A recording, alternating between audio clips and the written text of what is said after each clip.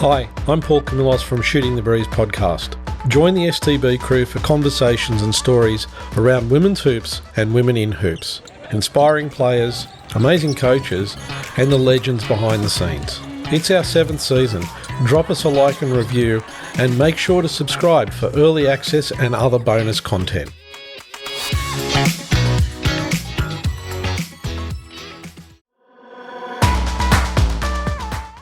I know, Georgia, is something you've become very passionate about, as well as like the idea that people with disabilities can't have children or don't have children, or, you know, that perception. So like having it out there more and more is really important, because we're not just showing that it's possible in our sport, but it's also educating the community on a level that this is actually a thing.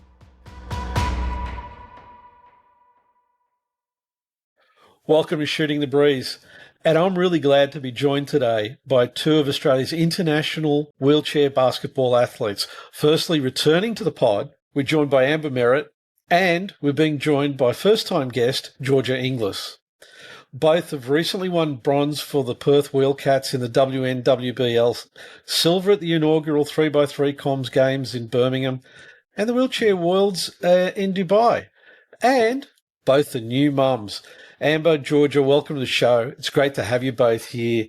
There's been a lot happening for you guys over the last few months. What's it been like? I'll let you go, Amber. It's been good. A lot of adjusting.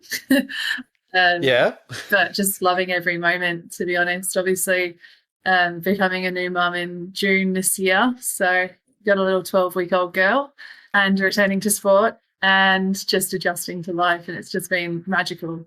Chaotic and magical. That's two words that tend to go together when you've got a new. She's a dream, though, to be honest. So I'm pretty lucky. Oh, you're getting sleep all the way through? Yeah, 6-hour stretches. So I can't complain. Right. I really can't. And Georgia? Yeah, I'm trying to finish my PhD. It's taking me a lot longer than what I've anticipated. I guess having a baby in the midst of that hasn't helped at all. And then, my son is almost 18 months, and he's also entered the I honestly, the Terra 2s is like right around the corner. We're home, and he's into everything, and into everything that's just not where he's meant to be. And it's been a challenge. Today he's really testing my patience, that's for sure. But at the same time, I do love it. Okay, I got to ask, how do you manage to balance a PhD and playing sports and an 18-month-old? And wait. At the end of the year. I don't know. To be honest, it's kind of funny. I feel like when I lock in to do my PhD, so for like a few hours, like a few days a week, I just have to lock in. I don't have a choice. Like I need to get done whatever's on my list in that time, because it's the only time I have. Otherwise, I've got Austin nagging at me. It's definitely made me like focus on and like get stuff done when I need to, which I used to be like, well, to be honest, I still am at times the worst procrastinator. So I would say he's helped me in that way. And then with sport, I'm so lucky. I have the most supportive partner ever. He just kind of is happy to go with the flow and do whatever I do. But I found that I enjoy it so much more now. So it's almost easy. Just out of curiosity, what is your PhD in? It's in occupational therapy. So okay. Yeah, I'm doing doing 3 papers. I'm on my last paper at the moment. So I'm towards the end. There's light at the end of the tunnel for sure. Guys, first of all, obviously, most recently, you guys have both been playing for the Wheelcats. WNWBL, it's just finished up, bronze medal. I'm curious to find out, how did you guys find balancing motherhood, PhD, coming back to sport, all of that? Because there's a lot to juggle. I have to say, like, for me, returning was very unexpected. I was 4 weeks postpartum when I jumped back in my chair for the first time. And it was very much, just suit up and sit on the bench. And then it was Georgia and our coach Michelle. And they're like, do you want to go on court for a couple of minutes? And I was like, oh, why not? Like, I feel good. I can sit. Let's do it. But like juggling all of it, Michelle's just been like, our coach Michelle is phenomenal. I can't, like, the epitome of women's sport and supporting women in sport. She, you know, there's a photo of her with Austin and Charlotte as she's coaching, holding Charlotte and rocking Austin. You know, she'd take Charlotte from me after a feed and burp her on the sideline while I'm warming up for the game. And I think, you know, people like that in your corner supporting you to be able to do things is phenomenal, and allowing the space to get back into it. And you kind of just let it all unfold. I think you can't plan anything. That's something that having a child has definitely taught me, is any plan goes out the window. You just got to go with the flow. Yeah, that's definitely true. And particularly for you coming back so soon, right? And you were thinking, you weren't expecting to come back so soon, right? So what was it? I mean, what made you kind of go, yeah, I want to do that again? A few elements. I think I genuinely missed it. And it was the idea of getting back on court with my friends and having that support system around me. And to be honest, it was so freeing because everything was put into perspective. It's like, oh, I missed a basket. Who cares? Oh no, like, I can't push as hard. Well, I've just had a baby, so I have to be kind to myself. And I came off the court and I just see my daughter, and you're like, oh, well, that's actually what really matters. Whereas in the past, sport was the thing that really mattered to me, and almost wanting everyone's approval, and sitting in a space where it was like I was at the top of my game, and so there was a lot of expectation. So be able to jump into it again and just have none of that on my shoulders, and also to not expect so much from myself as well, was really cool. But being back with the girls was just the most fun. Like, this by far was my favorite season. Okay. Yeah. And Georgia, for you, how did you find it? I mean, also I'm curious, when on your return to sport, how did you find it as well?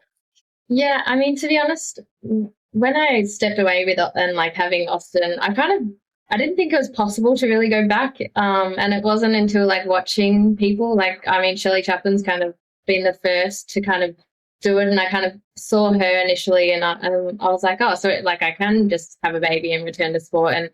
And once I kind of saw that, there was no doubt in my mind that that's what I wanted to do, because I mean, my passion and love for the game is honestly, like, I just absolutely love the game and I love playing it. So as soon as I worked that out, I was like, yep, nah, I'm back. And I mean, even if that was for Wheelcats last year and then this year, kind of just getting the opportunity to play, for sure. I suppose one of the interesting things about sport and becoming a mum as well, generally you guys have told us, I mean, and you certainly have, Amber, you're so tied up in the sport, right? It's so much of who you are. Then all of a sudden you have a baby, it all kind of changes around and perspectives change. How do you balance that up? Because it's all a bit, it's a big change. Yeah, big identity changes. And a lot of adjusting. And I think it goes, like, any mother or anyone listening to this can probably attest, whether you're a career woman, an athlete, whatever, when you become a mum, it's almost like that part of you stops and you just become mum. Right. So it's really like returning into what you're doing, even if it's just for a couple of hours a week or for a game, to kind of have something for yourself again was really, like, for me, was really important. And I probably wouldn't have done it if I had the support of Georgia, Michelle, and my partner, who also plays. So he really didn't have a choice. Yeah. It was just, I was going to hit the court whether he liked. And Georgia, did you find the same thing? With the identity, do you mean? Or yeah, I don't know. I think, like Amber said before, like I was putting everything into basketball, and like to the point of I ended up being extremely burnt out when I left. So like since having Austin, I almost feel like refreshed, which sounds funny. After you have a baby, you're feeling a bit refreshed, but like it does. It like he gives me life outside of basketball. And then it's funny, people have said, because I'm extremely competitive and like white line fever when I get on the court. So like I've found since having Austin, it's actually made me a little bit kinder and like I can check out a little bit easier after a loss, or I'm not like I don't know, I'm not getting too caught up in things. Like I'm able to be a little bit more in touch with life, I guess, instead of just all in with basketball. So it's definitely been like a positive for me, as in being a mum and going back to basketball, even regardless of having to juggle both lives. So yeah. And you make it work. Like we say juggle, but you just kind of make it work, because I mean, Georgia, I don't know about you. Well, I think I do know, but baby kind of slots into your life. You don't mold yourself around your baby's life. It's like yeah. fall into it and we'll make it work, whatever it is. For sure. I think that was some advice I got when I was pregnant. Someone just said, just let him adapt to your life, which is kind of what I've done. I've traveled a fair bit this year, probably more than most years, and Austin's just come along. And to be honest, he's living his best life with me. So, yeah. One thing that seems common to both is that you've both said that the competitive drive is kind of dialed down from 11.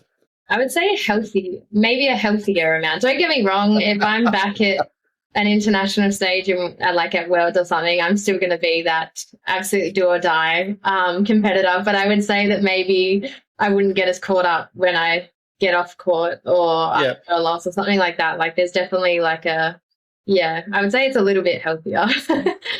There's like, I guess, like if you do return to the international level, you know there's a standard that you've got to reach to be at that level. But, you know, now we can kind of just enjoy what we've got off the court and, you know, enjoy what we've got on the court and distinguish between the two, which is really special. I definitely know for me, I just feel less pressure. Just go out and play. Okay. For so many years, and like Georgia would pull me off at half time and be like, stop getting in your head, stop getting in your head. Now I'm like, oh, I don't even need to be in my head. Like, that's good, you know. Yeah, it's pretty cool. Yeah, it's kind of interesting because if I think about when we first spoke to you, right, and also having watched you play, you know, it's like there's definitely a shift, right, that you're talking about. But even still, you know, you're competing at that level despite the fact that that's shifted. So, like Amber, you were the highest average scorer for Perth all year, and you're saying, "Oh, yeah, I'm not getting in my head as much now." So. Yeah, I mean, like the first game I came back, and it was pretty funny because I think Georgia, we were playing the Sydney Uni Blues, and Rose Hoffman, who's a US international World All-Star 5 player, was on the court, and I think there was a moment where George was like, Amber, no, wait a second. Like, I did have to check myself a few times and remind myself that Amber's a few weeks postpartum and not to like yell at her to like, so yeah, it was definitely like, it actually happened a few times. I didn't even look fine away. I yelled at her a few times, but yeah. Full grace, because I knew that you weren't, you're only a few weeks. So, and to be fair, like, I think Amber sometimes always forgets that how good of a player she is. So I often have to remind her. I think throughout the seasons I've been like, dude, can I just remind you of you being top scorer at Worlds, or, you know, just to give her a little bit of a boost. Yeah. And also, Georgie, you were an All-Star 5 player for the finals. It's kind of, look, a lot of people will look at the whole concept of you become a mum, and maybe you dial things down a little bit. Obviously, results like that say, yeah, no, that's not the case, right? Have you had people sort of say anything like, wow, you know, you're a mum and you're still hitting these sorts of numbers? No, I mean, it is kind of surprising, to be honest. I don't know. I think like I didn't step away for too long, to be honest. Like I was mainly away during my pregnancy, and then I was back in the following season.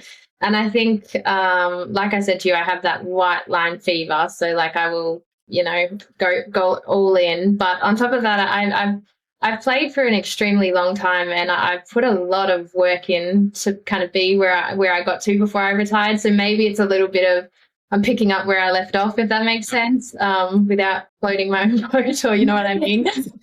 Yeah, I definitely put a lot of work in. So yeah, and it's muscle memory after decades of playing the sport, being able to pass the ball at that level. The people that we play with, we've played with for decades, so you know how to get the ball to them. And Georgia still is by far one of the best, like, assist makers, playmakers of our game, but like for me. So that doesn't change. Yeah, I think it helps, like Amber and Vinny, even Sarah Vinci and myself, we played together for I don't know how long. So like when we're on court, I feel like we're a force to be reckoned with, to be honest, at times. So yeah, I think that definitely helps as well. That was one of the things I wanted to talk about is, with the rest of the team, you've come back. Obviously, you guys have slotted in really well, and you've both mentioned that you've basically played together for a long time. How much easier has that made it, coming back in? Yeah, it definitely feels like I've never left. And I felt the same with Amber. As soon as she like came on court, even the very first moment she came on court, I was like, oh, she's back and here we go. Yeah. I think like obviously because of how I started the season 37 weeks pregnant, and then I returned, like when I did hit the court for the first time, I was 4 weeks postpartum, and it was very unexpected from myself, probably for the team, for everyone. So like slotting back in, I just wanted to make sure I set the intention, and because obviously I hadn't trained for a while as well. So making sure like people knew like, yeah, I'm going to jump on court, but this is the role that I see myself doing. And hopefully that'll be okay. But the girls all accepted it. So yeah, it was great being back in, and I love the girls, and I think they loved having us back in as well. So well, and again, for anybody who's listening who's not watched a game of wheelchair basketball, people don't actually understand how physical the game gets. I mean, it's played at 100%. You guys are in there bashing and crashing, and like to me, watching games, there's no room for like 90%. It's one of those 100% games. Yeah. Yeah. I feel like we also really saw that this season just gone, because we had we had a lot of international, well, I say a lot, I think that's true, but it still makes a massive difference having the international players to bring up the quality as well. And then bringing in Melbourne, and like Chaps and Dory have done amazing work in getting a good amount of women there, and a good team together. And then Adelaide as well, like you can see that they're right there. Like give them another few years and they're going to be the ones to beat. So like the quality in the league, it has improved out of sight, and now we're getting interest internationally, or like more women want to come play in Australia. So I think that is just honestly amazing, and brings up the quality, so that when you do go on court, you can't drop for a second. Like it's a national level standard, which to be honest at times has lacked sometimes. So Yep. I don't know, I was stoked this year to see all of that, and I hope next year it gets better again. Yeah.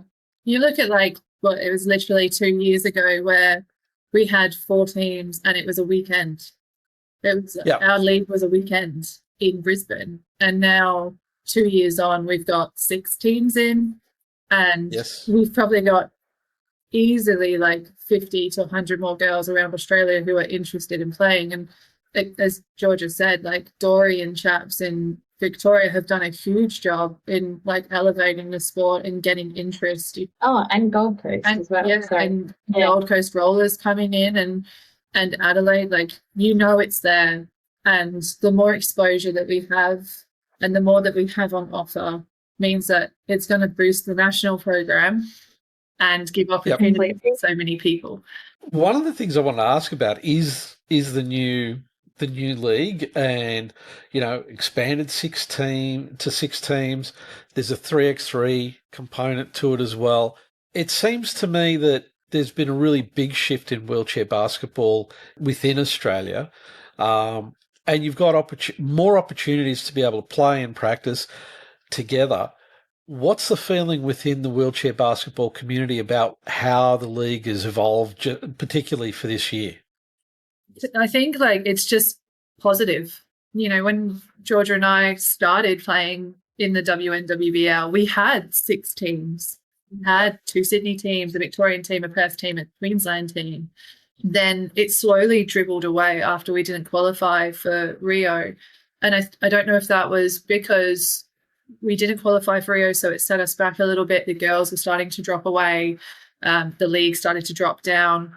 But for us to get to a higher level, you need to have more game time and more game experience. And to get more girls involved, you have to have something that's tangible, that's right there. They might not want, there are girls in this country who might not want to play at an international level. They might just want to play at a state level. They might just want to play at a development level where they have fun with their friends on it during the week.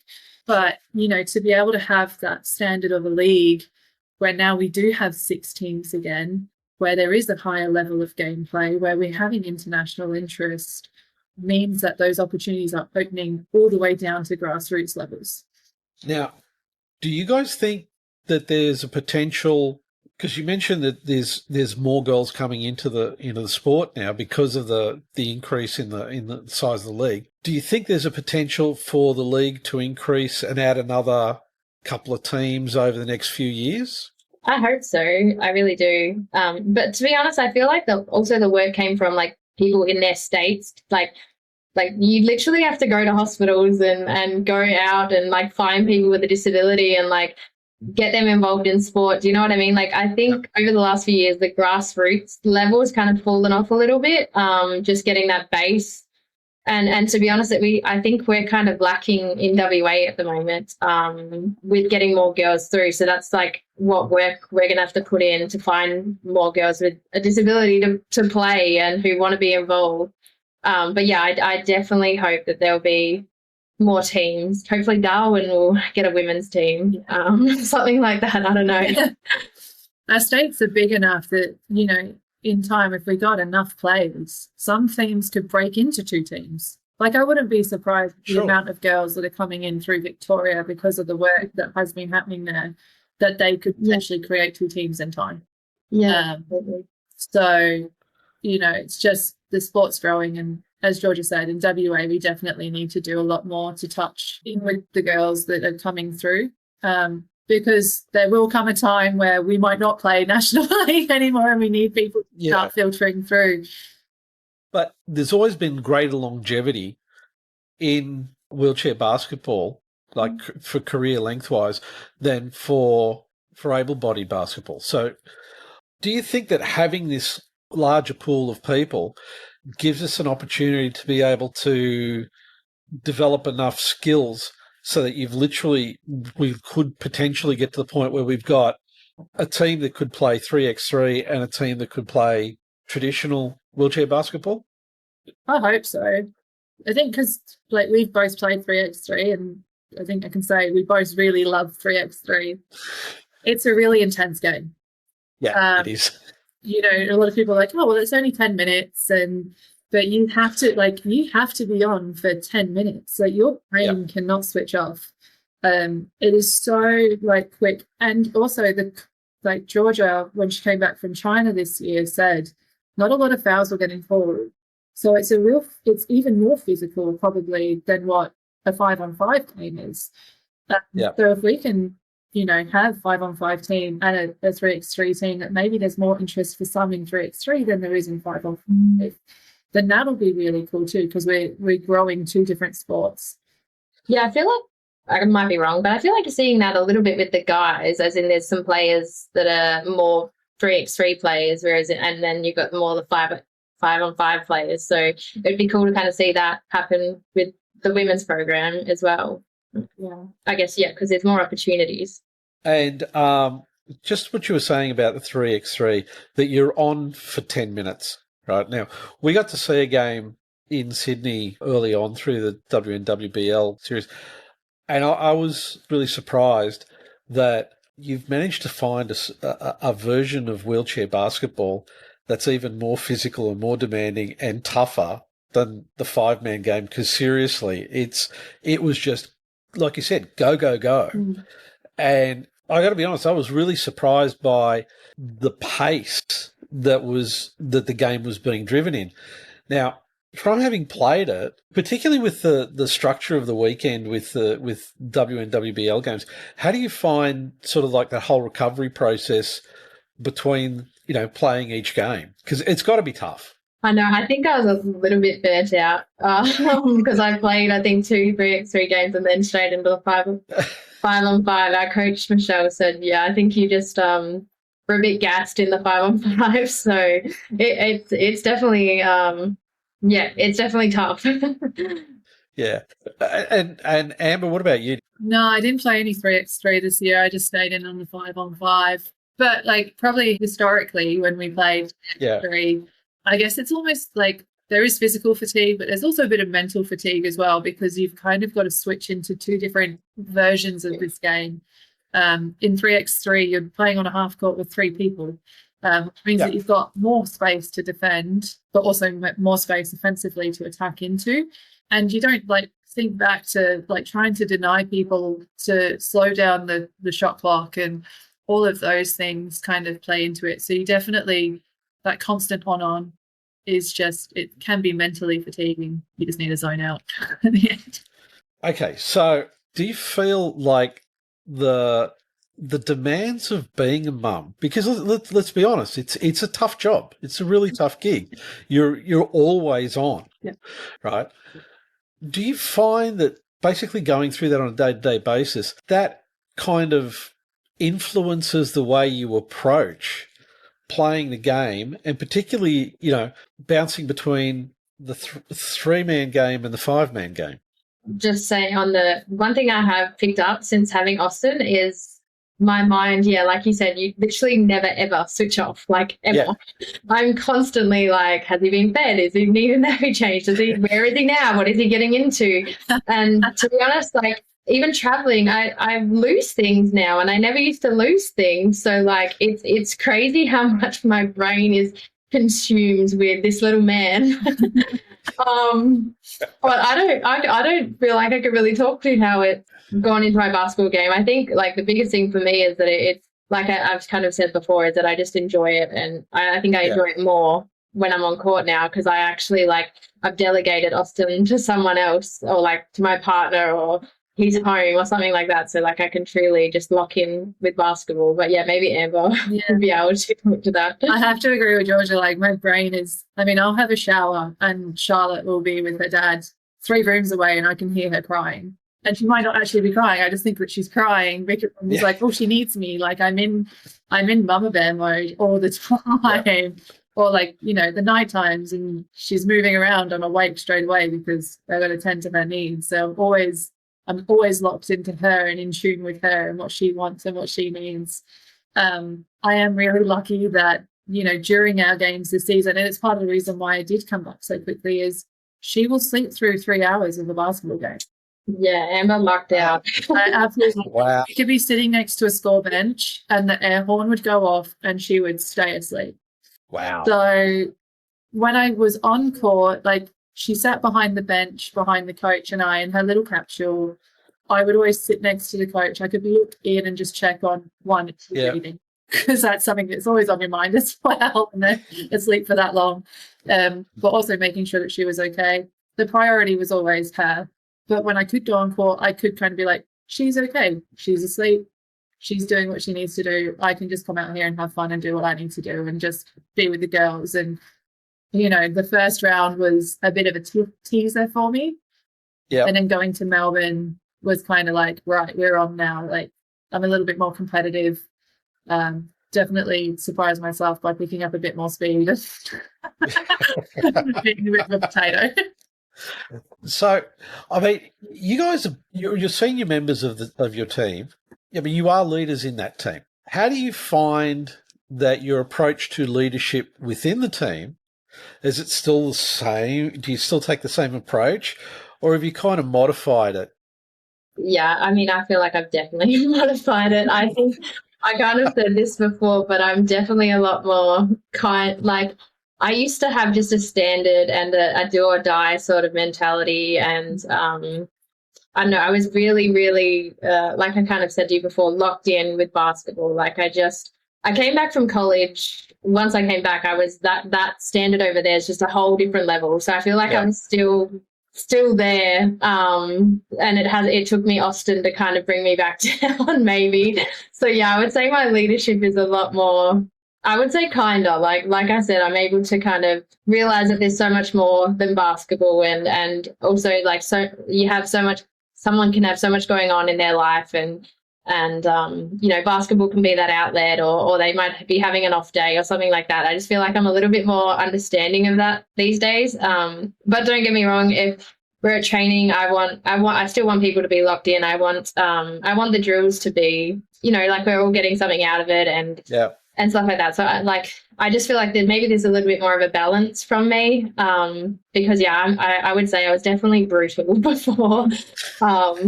But yeah, I mean, I don't think that was a bad thing either. I think it was just like, I just wanted the absolute best and maybe expected it. Yeah. So maybe I'm just a bit kinder. I've definitely seen, though, in this season, especially, George, that you were like you've always called a spade, but you were there when you did it when the girls really needed it, to pull them into line, which was really cool. Like, still really compassionate, really kind, leading in that way, but also going, hang on a second, is this the standard that we want? No, let's elevate this to be a better team together, which is, I think, like the perfect balance of a leader.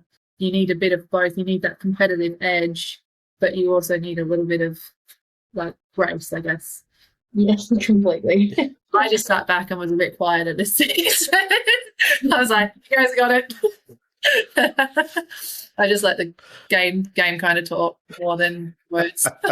I think Amber's role this season was just to get back on court, enjoy basketball with no pressure whatsoever, and then just attend to Charlotte, obviously, because she is still a newborn. So Amber's role was very, very different this year.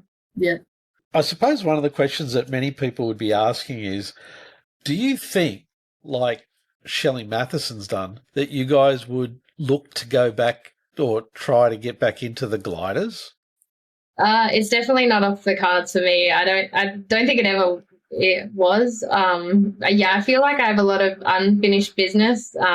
Yep. Like I kind of said before, I've worked incredibly hard to kind of get to the level, and that like was going away to college, and I, to be honest, there was a point where I was just doing everything I could to kind of get to the level I wanted to be. And then I ended up being extremely burnt out and stepping away. So I feel like, yeah, for sure, there's unfinished business with me, and I potentially might go back when I can. I would love to finish my PhD so that it would just make life a little bit easier. But yeah, I would love to.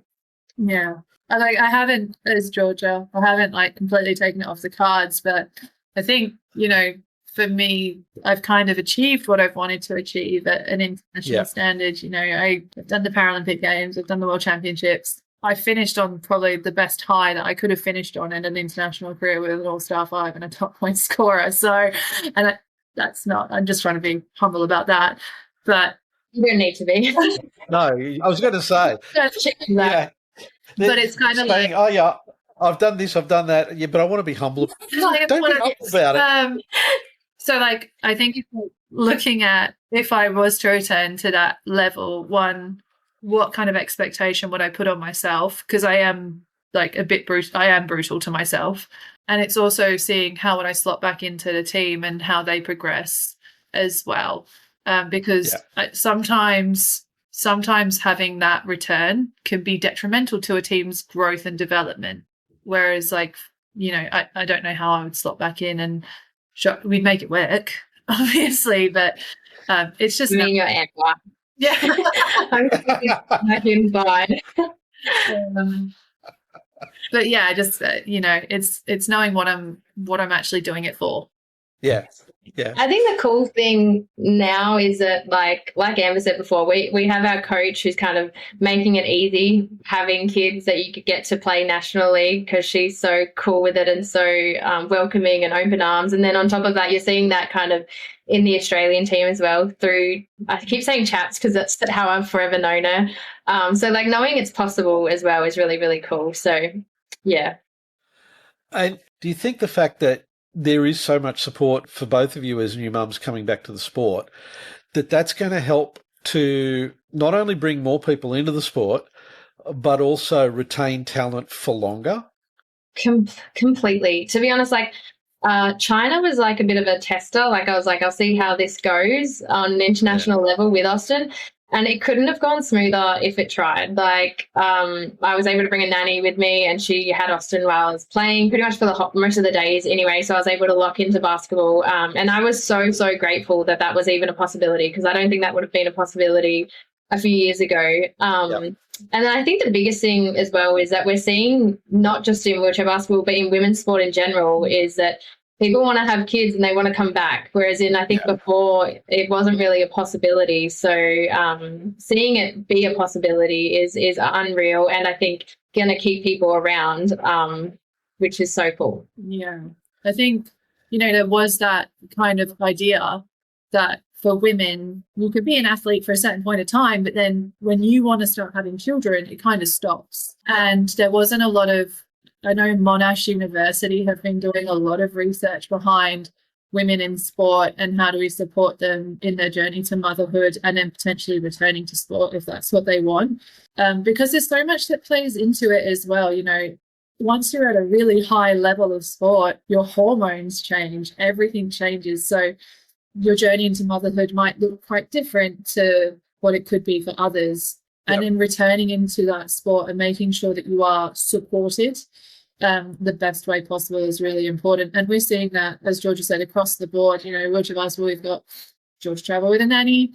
I know in athletics, I think she's a hurdler for Australia. She's about to have baby number 2. She's got the support there from her whole team, from the strength coaches, the dietetics, everyone to continue what she's doing, which is really... Yeah, and I mean, I have a lot to do with tennis because obviously my sister plays tennis, but I think tennis is the first sport to come out and pay maternity leave. I don't know when it's starting officially. Okay. And then, which I think is unreal. And then on top of that, I just went to the US Open, so I was designated coach for my sister. And I was able to put Austin in a nursery because they're fully set up for the women there who have kids who need to play. So you could drop your child at a nursery during the matches. So then I was able to lock into Maddie to cheer her on, not to really to coach, but it was unreal to me to see that. And it just felt so cool. And hopefully that's the way wheelchair basketball can go, that we could have a playroom while we have matches or something like that. It would be so cool. And like you said, a longevity of the sport for sure.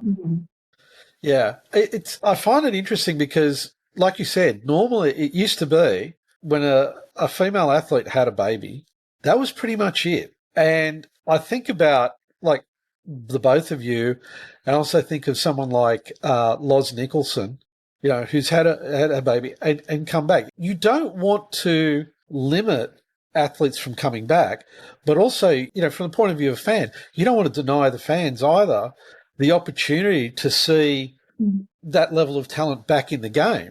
You just don't want to lose it, because you also lose the ability to attract new fans and attract new sponsors, etc., by having that sort of situation take place.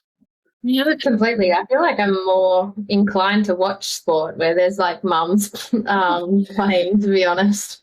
Yeah, there's so many positive benefits. I mean, Lauren Jackson having 2 young boys and then coming back to the game, the biggest name in Australia for women's basketball by far, to almost again set another standard and add another layer to her game of being a mum and having to do all those things as well as be a high performing athlete. It's really cool. And if you don't see it, you don't really know it's possible. Yeah. And it's kind of letting people know. And the more we see it, the more we see those things like a creche at games, at tournaments, or the more that we see women with prams, or the more we see mums breastfeeding on the sidelines, or whatever it may be, the more we believe in ourselves that we can actually do it.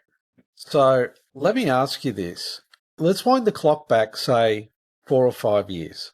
Do you believe that you guys would have gotten the level of support that you're getting now? No, to be honest, even when I found out I was pregnant with Austin, I thought that was my career done. Wow. Yeah, which maybe like it was just my headspace at the time. I just thought, I just didn't really think that it was possible. So like kind of Amber said, seeing other people do it made me realize it was possible. Yeah, which made me have no doubt that I'm going to play again. Yeah.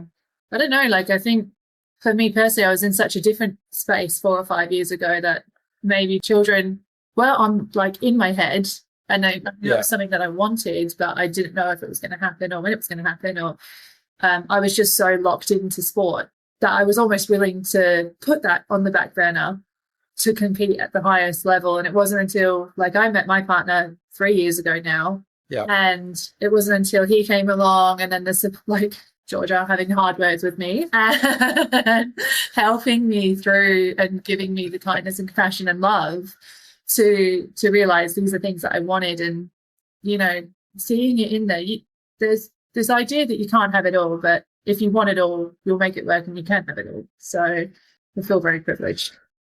One of the things that's really obvious through this conversation is you guys are obviously really, really good friends. Yeah. How did you guys get to be so close? And how do you find playing together, having a young family at the same time? How do you guys find all that, you know, not only within, around the sport, but also outside the sport?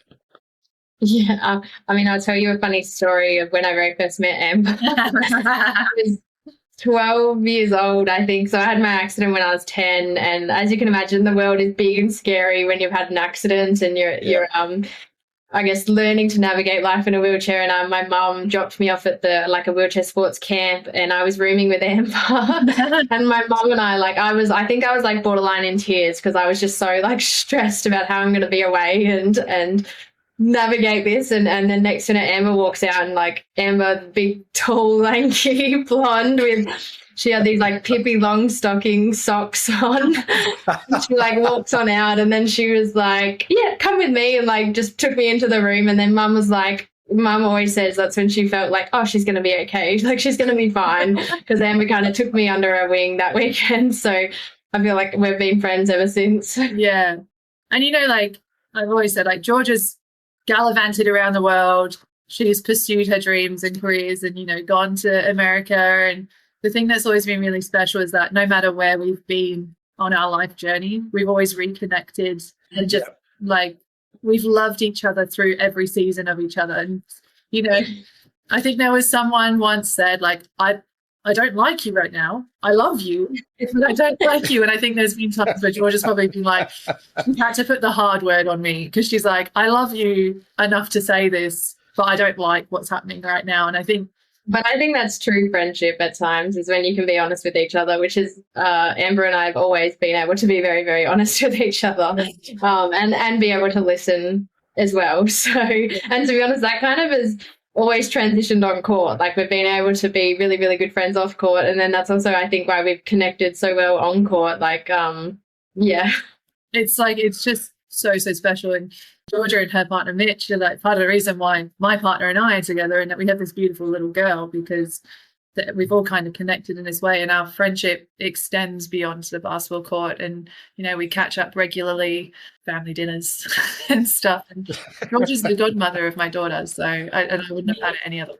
And Amber actually there the day I met my partner, so it's full circle. So let me ask you, do you guys live close, like in close proximity to each other in Perth? 25 minutes? About 35 minutes, yeah. 35 minutes. Okay, now I'm thinking in Sydney terms, 35 minutes is like, you know, not very far down the road. The traffic. Yes, in Perth? Yeah. Perth, everything's like 30 minutes. Yeah.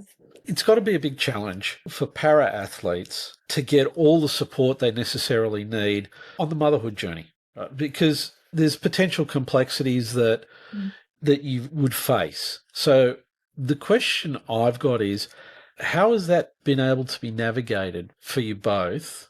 And do you guys think that you're kind of like helping to drive forward the concept that you can be a para athlete, you can be a mum, and you can come back? Yeah. As in, I guess like some of the challenges you have is obviously para sport's not as well funded as an able-bodied sport. So we have massive financial, like compared to, say, for example, a tennis player who can pay for a full-time nanny to travel with them. So that's definitely a challenge in itself. I think that from my understanding, it's still being worked out anyway, because this is very, very new. So like kind of what, I guess, what at the end of the day, what Amber or myself, if we did want to return to the Australian team, what that would look like in regards to funding. I think it would be a little bit more challenging though in that regard. I think it also opens up a conversation because, and maybe not so much for the women's side, like I can't speak for every woman in the para team, but from a male perspective as well, because like when you have a disability, especially as a male, how you conceive can look very different as well. And so making sure there's supports in that space so that can happen and then return to sport as needed. Or that's definitely something that I've thought a little bit about as well, considering like my partner plays wheelchair basketball and he's a paraplegic. So like what are supports are in for male athletes in terms of on that journey of conception, however that might look. And even like post, like I would say my biggest wake up was actually having Austin and I've been in a wheelchair for 20 something years and it wasn't until actually having Austin that I actually felt disabled. And that sounds so funny, but like it took me weeks to learn about getting him in and out of the car, or do you know what I mean? Just the basic skills or like daily skills that I'd learnt to navigate with a disability by myself. I've worked it out perfectly and it wasn't even something I thought about. But then having Austin, it was like, holy, like how am I like, and to be honest, it's still something I like at the moment. I'm this is a real challenge. Is as soon as I open the front door, he bolts and he bolts down the road. And like it's so you've got like additional little challenges that I guess being a mum with a disability and I don't think that's really highlighted at all. So like that on top of trying to, I guess, travel, and that's something I've definitely experienced only recently is there's so many challenges with that as well. Yeah. Because they're always growing and developing, it's always learning new things to try and get along with as well. So and obviously, you know, like I said, as they're growing and they go through different stages, you know, let's try and get through the terrible twos as quickly as possible. Right. But, you know, the challenges will change. And it's interesting because, look, I'll be honest, I actually didn't think about what you were talking about, Georgia. You're like, oh, yeah, bolts out the door. Or doing things, you know, you've been doing for yourself is now become more complicated because it's not just you, it's you got to worry about this little person that you got with you. Completely. I almost went through a little bit of a grieving stage because I was like, I can't do what an able-bodied mum could do. Do you know what I mean? Like, so like that's been I would say that's been the biggest challenge of having a kid, and let alone I can't even imagine having two. That is just not on the agenda anytime soon. Because I'm just trying to work out life with Austin at the moment. You know, we touched on this, and I just want to go back to it for a second because you were saying that para-athletics are not as well-funded as able-bodied athletics. Obviously, it would make things more complicated for returning parents. Based off your experience, like what would be the 2 or 3 top things that you think would make a significant difference to anyone in parasports that's coming back to play after having had a child? Yeah, I would, like I kind of said before, I'd say the funding. And it's still something that I think, like I said, that they're trying to work out. I don't know. I mean, look, for training, like sometimes it can even just be as simple as a training schedule. But completely in Perth, here we have a really strong program with the WA Institute of Sport and they train from 6 a.m. till 8 a.m. And the truth is, when you've got a baby, that's not going to work. You might have to be a 3 p.m. till 5 p.m. Which, yeah, I must admit that was something that kind of recently I had to kind of work out, because my partner's a tradie, and if I was going to play basketball again, I couldn't. There's no way I could do the 6 to whatever time 8 a.m. it was. Like, that just wasn't an option for me. So I think that's probably something also that needs to be maybe looked at, or I don't know. Like, it's still, as I said, it's something that we're still learning, because this is a very, very new thing unfolding in the women's program. But like, how can we get someone who's just had a baby coming back into the sport? How can we get them training on a regular basis in a great environment where they're going to actually get something out of it? Because at the moment, to be honest, I think like if I was looking at training weekly, it's going to be all on my own, which isn't ideal, but that's just kind of what it looks like at the moment. Okay, because like listening to you both talking through this podcast, a lot of things that able-bodied athletes returning would take for granted has a whole other level of complexity for para-athletes. And I think, it's quite possible that, and we'll just take the example of the training from 6 to 8, everybody's just so used to the concept of, oh yeah, but that's what we've always done and it's always been fine. But the reality is, okay, yeah, it is what we've always done and it has been fine, but we've now just had this really huge shift and it's not so fine anymore. But people don't actually necessarily process it because they're not wired to think that way at that point in time. I think as well, like the reason like training has been like that for years and years is because in our sport, a lot of the athletes will have to go to work straight after. Yeah. You literally read my mind. It's like, we don't, I'd love to get paid to play. But we're like, as we get older, and like this is conversation that I've had with my partner, because we're in our 30s now, where we like when you're in your 20s, you can almost sacrifice all of that stuff because you're like, well, I live at home with mum and dad, or I'm supported in this way or that way, and I'm just going to work and pay my bills and do that. But then when you start getting older and you want to have children and you want to have a house, you've got to start thinking about mortgage, how much it costs to have a child, all of those other things that kind of fold into it. And so training does have to be earlier or late so that we can support people and let them have their jobs so that they can pay for all those things. Completely. Yeah. I feel like, unfortunately, part of our sport is you don't get paid a lot, so you're kind of doing it for the love of the game. Yeah. Which I remember having this conversation with my sister and her partner, who are like professional tennis players. They were like, "What do you mean you train at 6 o'clock? Like, what do you mean?" Like, their whole life was train. Like, whenever they woke up at like 11, and they would go to training, and I'm like, that must be really nice. That was their sole focus. So yeah. Yeah, I think there's going to have to be a whole new way of looking at things. That you guys really are sort of like forging ahead here, and giving the whole sport something else that they're going to need to look at to be able to support athletes who want to come back and who want to compete at the elite level. It's going to be really interesting to see how this all pans out over the next couple of years, because to me, particularly with the re-establishment of the WNWBL and its growth and the extra 2 teams, there's a lot more happening in wheelchair basketball, for example, and that's going to have to grow that sport. All of these other factors need to be taken into account. It's not just the sport anymore. You've also got to think about the athletes and what's happening in their world and be able to support that so that they can grow the league and the sport. Yeah, that's so true. Absolutely. And I know, Georgia, is something you've become very passionate about, as well as like the idea that people with disabilities can't have children or don't have children, or, that perception. So like having it out there more and more is really important, because we're not just showing that it's possible in our sport, but it's also educating the community on a level that this is actually a thing. Guys, it has been really great having you on the show. Amber, it's great talking to you. George, it's been great meeting you and hearing about your story.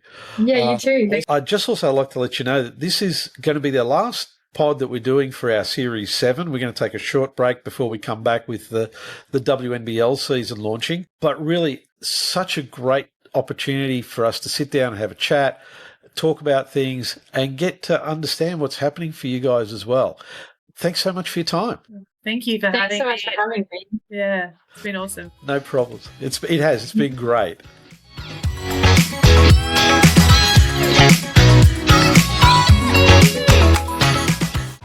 Make sure to subscribe wherever you get your podcasts so you get our latest pod, and we really appreciate if we could get a like and a review so we can extend the reach to more listeners.